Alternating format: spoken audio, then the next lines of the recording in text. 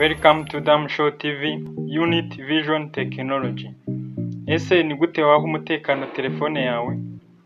Telefone yawe kugira ngo uyihe umutekano igihora igenda neza, icyo usabwa gukora ni ikihe? Usabwa kuyiha umwanya byibuze biterwa n'ukuntu ingana n'ubundi busanzwe.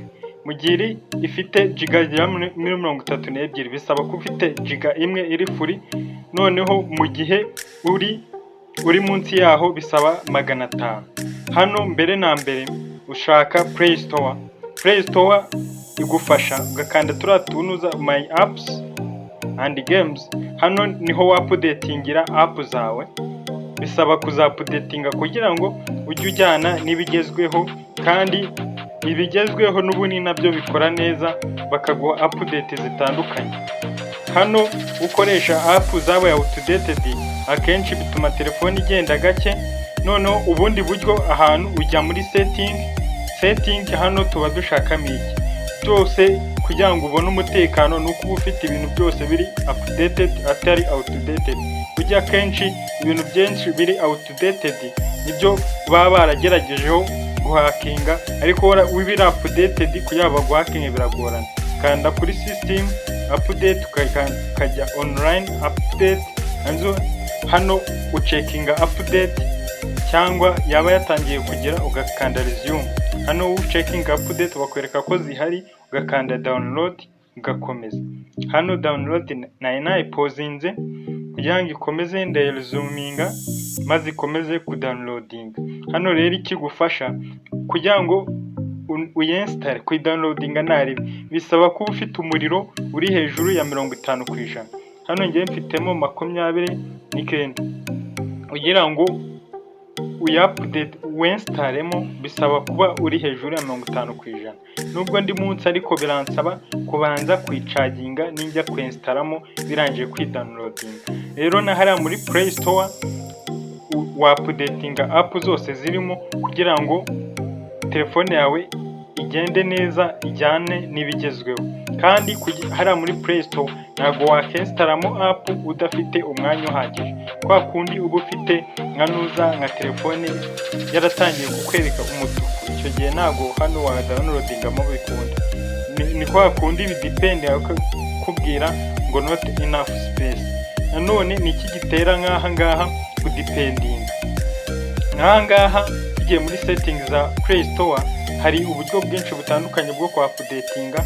Ushobora kwapudetinga auto update cyangwa ukapudetinga ukoresha wifi only. Hano ho no auto play video kuri Play Store ukoresheje wifi cyangwa data. Hano ushobora gushyira muri dark mode cyangwa kaguma muri light, bigaragara gutya wahitamo ibyo ushaka. Rero icyo dushaka hano ni ugutanga umutekano muri telefone.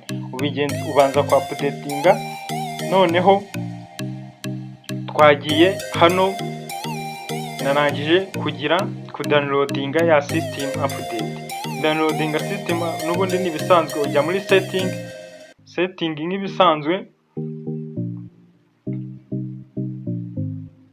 Hano banze ndebe Play Store nimba app na downloadinze zarangiye. Hano maje nyuma y'igihe, mbere na mbere ubanza ugacekinga ukareba nimba koko nta zindi zisigaye. Ari igihe wowe wacekinze hakiri izindi zitaraba outdated, noneho ukanze check nibwo haza n'izisigaye, ukanda update zikiupdating.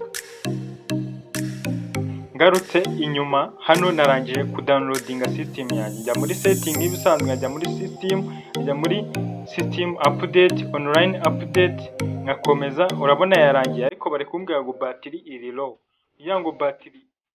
Kugira ngo ninstall bisaba kuba ndi hejuru ya 50%, kandi ngiye ndi munsi yaho, biransaba gucaginga. Rero telefone yanjye ubikora ucaginze mu gihe uri munsi ya 50%, kuko hano babirinda yuko ishobora kwapudetinga system yazima bigezemo hagati igacrashing. Bisaba rero kuba uri hejuru ya 50, noneho usubira inyuma umaze kugira, banze ugasubiramo indani ukarestarting, kanda restart. Noneho mu gihe battery yawe utayizeye n'ubu niyo byaba ari 100%, ibyo bintu bikora icaging. ikora icaginze kuko ishobora kuzima bigafeilinga kwinstalinga update.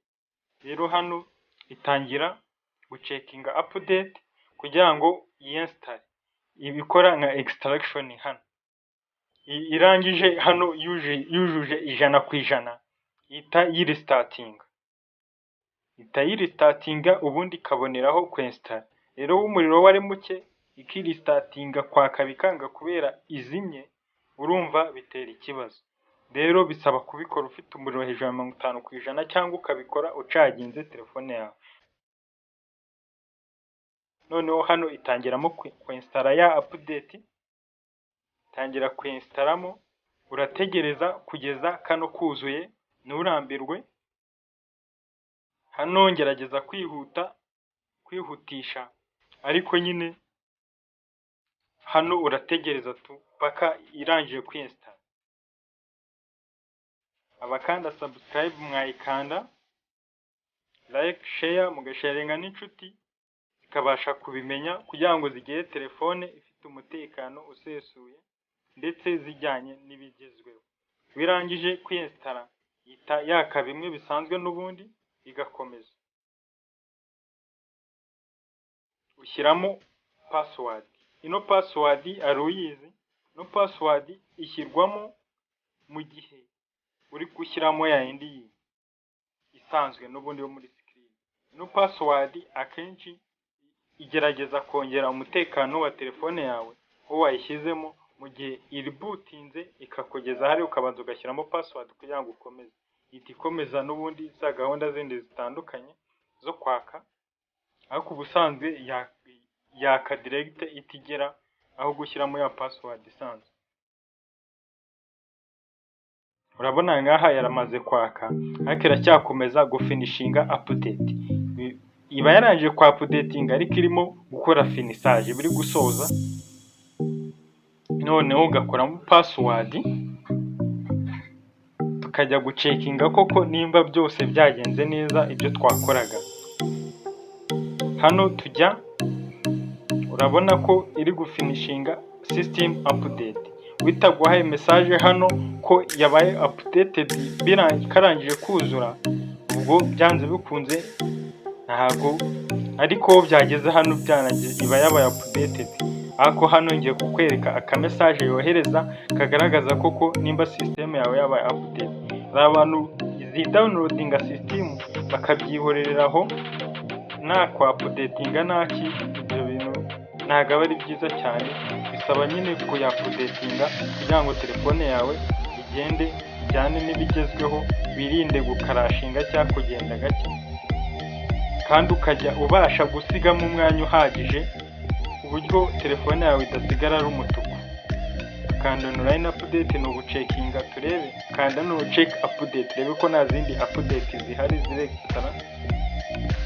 Nanjye update ya nyuma ino na updatinze niyo kuri 5 January 2021, indi ishobora kuza mu kwa kabiri kuri 5 2021, ariko uwo munsi ntabwo ari bwibona, kenshi iboneka nyuma y'igihe. Noneho nkajya no muri Play Store, utudomo dutatu my apps, ngakomeza ngatangira gucekinga update. Ya indi yanjye yari itararangira na restarting itararangira, noneho nayo wereke karangira.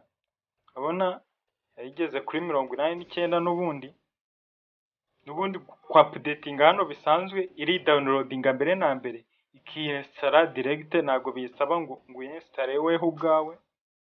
Birangije kwinstalla nyine ubwo bibaye updated, igasimbura outdated app. Hari hejuru ngo no problem found.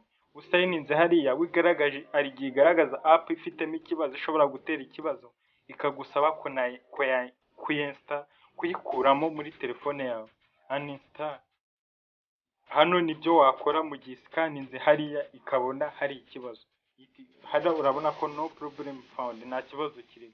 Ariko wikibonye ikwereka app iri gutera icyo kibazo, ukayibwira nimba ushobora kuyireka naribi cyangwa ukanainstall. Murakoze, mugire ibihe byiza, mukande subscribe, mujye mudukurikira. See you soon.